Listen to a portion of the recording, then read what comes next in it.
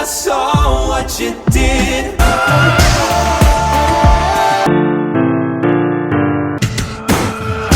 I can feel it. Oh Lord.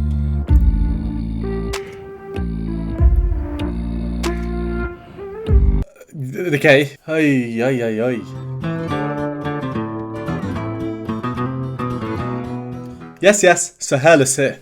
Today we have a Patreon request. Thank you to Lupe for this one. This is VoicePlay with their cover of the very famous song by Phil Collins, In the Air Tonight. The original song, it needs no introduction. It has one of the most famous drumming moments of all time.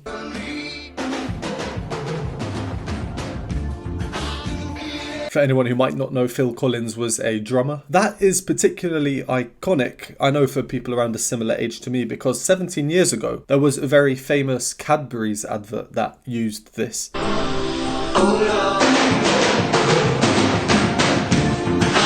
So anyone who didn't know the song and that drum moment before seeing this advert, they definitely would remember it after that. The lineup, it's featuring J-Nun. We're very familiar with him now. As for the original song, I do like it, but I don't think I've ever chosen to listen to it. When it's come on the radio or it's being played somewhere, then yeah, I'm very happy to hear it. But yeah, I don't know, the original song, there's not that much to it, not much happens, but that's probably the point of it and what makes it so engaging. It is a very engaging song in a kind of weird way. You know, it's different, it's pretty simple. It's definitely an interesting song to choose to cover. So I'm very, very curious as to what VoicePlay are going to do here. So without further ado, let's get straight into it.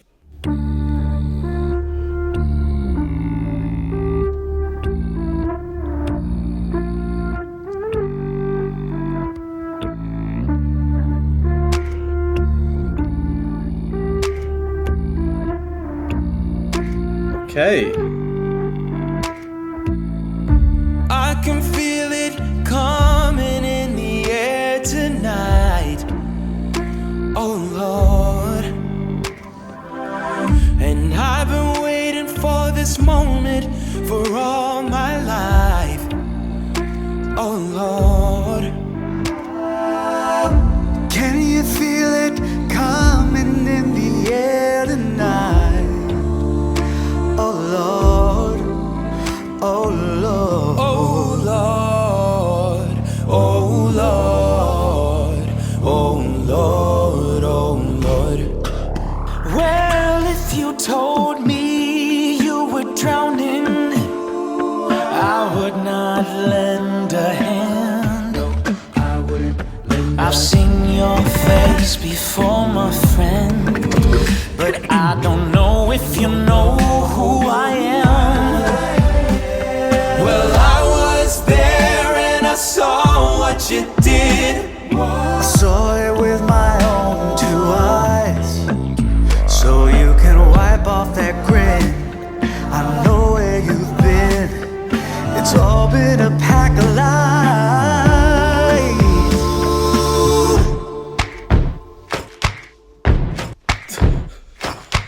Okay, this is so different in so many senses. I'll try and talk about it. That's what I do in these videos. I was looking for somewhere to pause, but it just kind of keeps on going. Don't worry, when we continue, I'll go back 5-10 seconds or so, so as not to disrupt the flow too much. As expected, like we so often see, this is in the same key as the original song, but as unexpected, it's what VoicePlay do with this opening. It's like a bass versus a synthetic trumpety counter melody thing they've got going on. Cool effects applied to it, whatever those effects may be.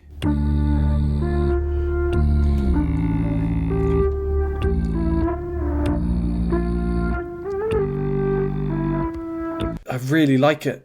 I really like it. Speaking of effects, they very much are leaning into it, both audio and visual. Lord,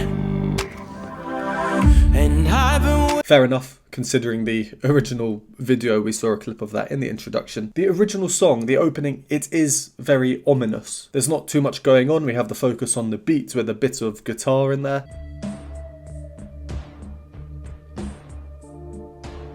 Then the synth. And the synth has these moving chords.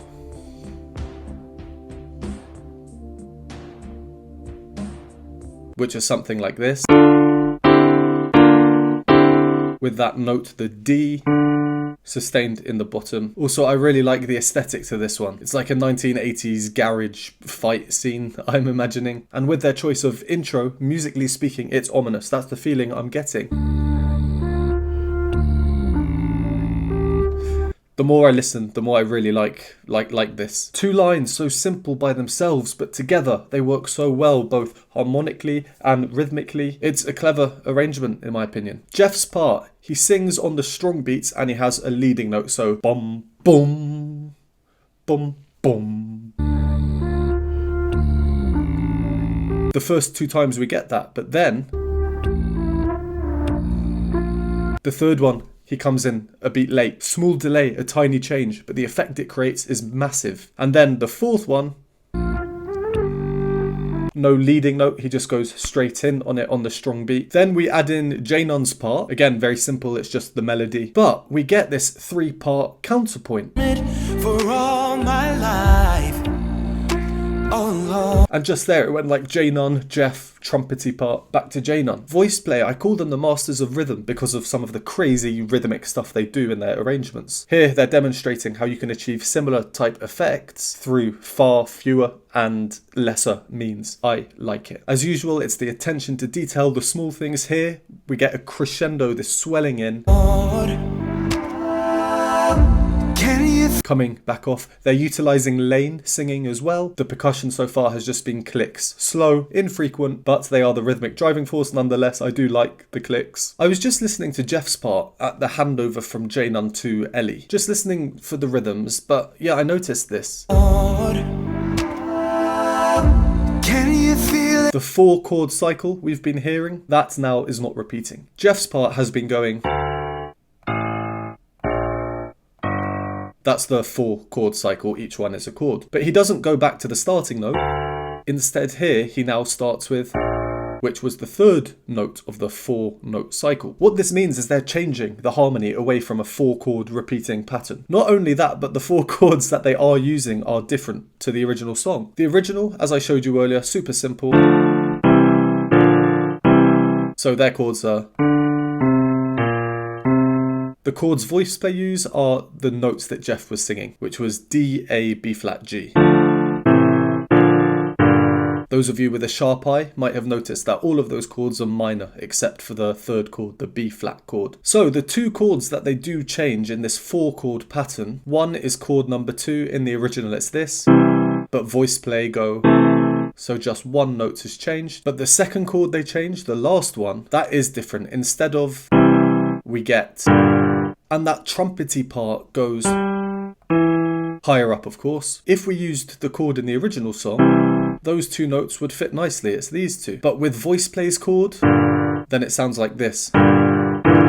It's this nice scrunchy G minor chord, but with the 6th note included. A very clear dissonance here. Well, when I was listening to this for the first time, I was sort of thinking, well, there's maybe not so much I can actually say about this. But it goes to show that even in a seemingly simple arrangement, how much thought and attention to detail they are giving and making it their own. Then we go back to the oohs in the harmony. As the chord changes, the oohs sustain, causing dissonance. Can you feel it coming in the air tonight? And then they move to standard harmony there. Jeff's bass part, as it is disgustingly low. But then... down to a D1. Filth. The oh lords that come are interesting. They're quite gospel-y. Oh Lord, oh Lord. Kind of like spirituals. Reminds me of one spiritual I sang many years ago back in the day.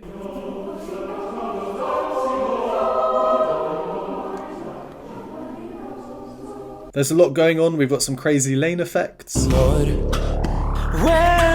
Again, no idea how studio enhanced that is, but very cool nonetheless. And here, this one, it seems a bit more replicable live, a bit less touched up. But I don't know if you... Lane must love the percussion in this. I mean, it is his arrangement after all. I wonder what he'll do for that famous drum part. In the background, Janon has a very nice rising line. Don't know if you know who I am.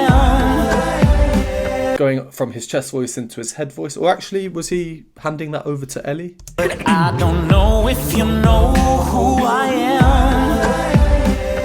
I think he passed that on to Ellie. Very good blend for sure. And then Jeff's sustained repeated bass notes motif, that now stops. Well, I was there and I saw what you did. Why? Well, we get this homophony between all of them to really reinforce the words. Alright, there's a lot going on, isn't there? Even though it might not seem like it. Let's carry on from just before the body percussion. It's all been a pack of lies.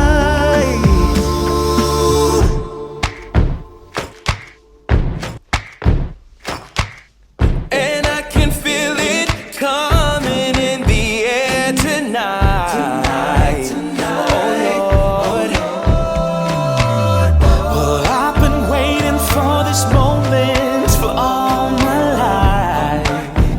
Oh Lord, I can feel it coming in the air tonight. Oh Lord, oh Lord, oh Lord, oh Lord, oh Lord. Well, I remember, don't worry. How could I ever forget? It's the first time, the last time that we ever met. But I know the reason why you keep your silence up. No, no, you don't fool me. Well, the hurt doesn't show, but the pain still grows. It's no stranger to you and me.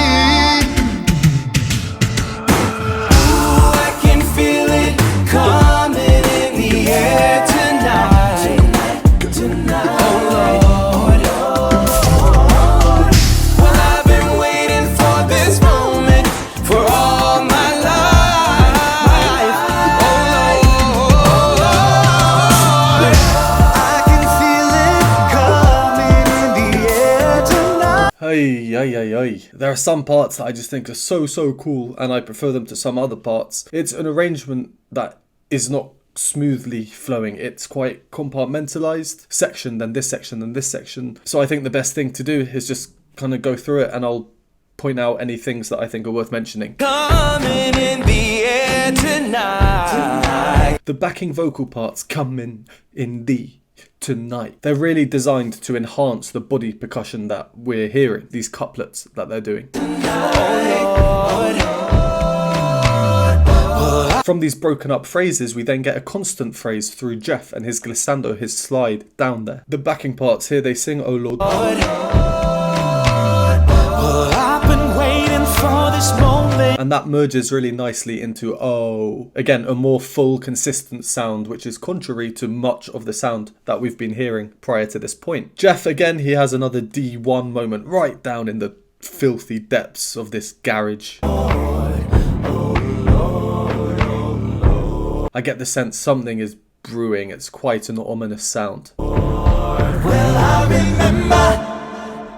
Now that very sorry about that voice crack. Now that very unexpected. It's a nice surprise. I'm all for it. It's building up and then they just come off. What's happening? Why is it silent? I remember, don't worry.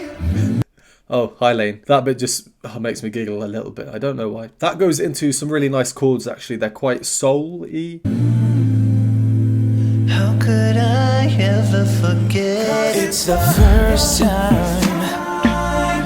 Back now into the disjointedness from before. Hopefully when I say that this arrangement seems quite compartmentalized, section, it's starting to make a bit more sense now. I get the sense Lane is a bit more free in that regard with his arrangements, not too focused on a smooth overall flow. Then there was this bit I'm about to play, another example of growth, of growing. I'm thinking, okay, this is going to be big. We ever met. They're so good with the percussive effects enhancing these moments of growth. But it's then reduced down again. This arrangement so far, it's a tease. It's teasing us. It's promising a climax, which never comes. Well, I guess the next growth moment kind of begins here. Ellie with the top D. Why you keep your silence up? Melody then handed over to rock Ellie. Oh, no, you don't fool me. And then to Jeff, higher in his chest voice, that's nice to see, haven't heard that in a while. Of course, multi-tracked above his bass part because the bass part continues. Is no stranger to you and me. There it is, the iconic drum moment. I like how Lane removes a beat from it. Instead of 1 2 1 2 1 2 1 2 1 2 1, that last 1 2 1 is just 1 1.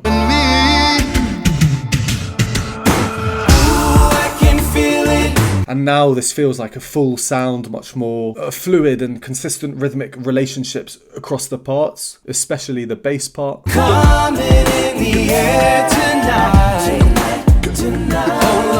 Alright, let's carry on. I literally just have no idea what to expect anymore with this arrangement. Full of surprises.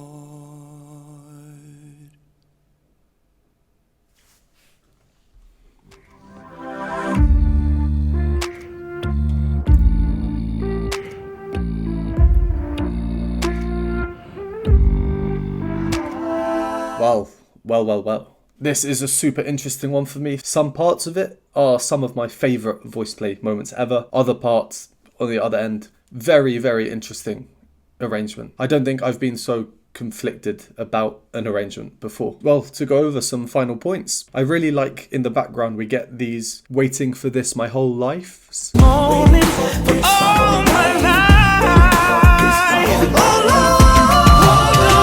We've got Rock Ellie looking like he's gonna poop himself a bit. And then, yeah.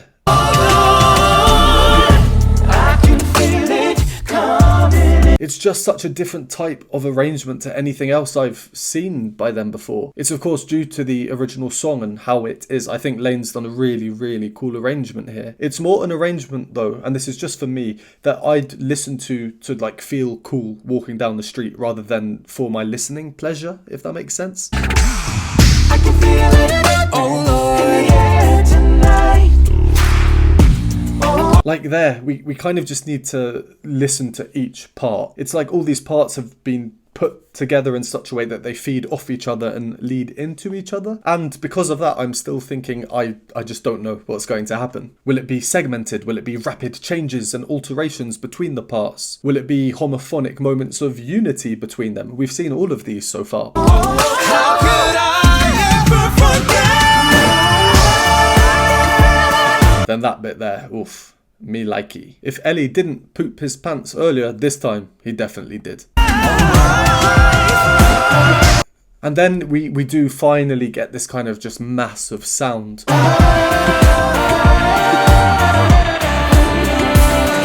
Which then kind of calms down towards the end. There's just so much going on in this arrangement. Yeah, I really am conflicted. I love some parts. I like all of it, but there are other parts that I don't quite love. I like. I can't decide if, and again, this is just for me and my personal taste and preferences, if I think there should be more kind of consistency, or if it should just be full out crazy, as is kind of the case here. I bet Lane had an absolute blast arranging this one. I really think it's a cool arrangement, and you have to have a particular mind and level of creativity to be able to produce something like this. Well, I'm very much looking forward to listening to this a number of more times to really try and decide how I feel about it, and the first part especially. Oh, I just love it. I just love the opening. I'm going to explode. My brain's going to explode, so I'm going to stop it there. Thank you for this request, and as always, thank you to everyone for watching. Would appreciate a like and subscribe. If you enjoy my content, want to support me, join the community, vote on polls, join the Patreon, linked on the screen now, and I will see you next time.